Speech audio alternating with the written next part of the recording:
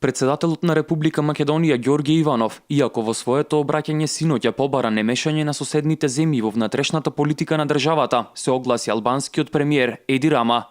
Господине Иванов, албанскиот јазик не им припаѓа на вашите непријатели, туку на уставотворен народ во земјата, без албанците нема Македонија.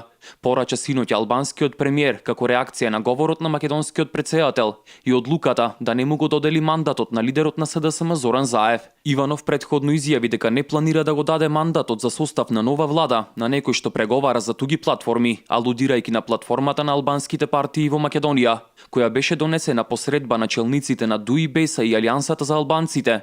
Со Рама и косовскиот претседател Хашим Тачи, синоќ изразениот став и со неговото директно медијаторство во креирањето на така наречената албанска платформа, се во директна спротивност со она што албанскиот премиер го тврдеше во 2013 година, кога и самиот истакна дека во однос на малцинските права Албанија не може да бара од другите земји, нешто што и самата не може да им го возможи на своите малцинства. Косовскиот претседател Хашим Тачи исто така се огласи по одлуката на Иванов. Тој вели дека председателот Ѓорѓе Иванов го злоупотребил уставот и законите во неговиот непријателски антиалбански пристап кон народот, што сочинува 1/3 од жителите на оваа држава.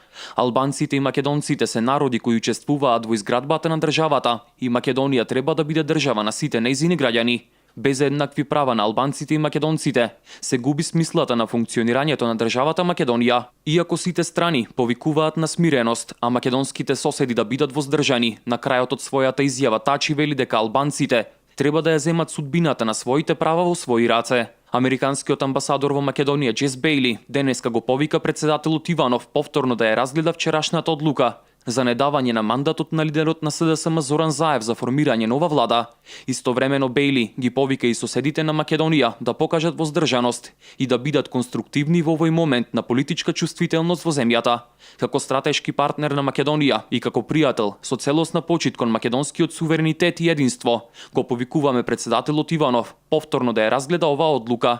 Истовремено ги повикуваме македонските соседи да покажат воздржаност и да бидат конструктивни во овие моменти на чувствителност во земјата, изјави Бејли во кусата изјава.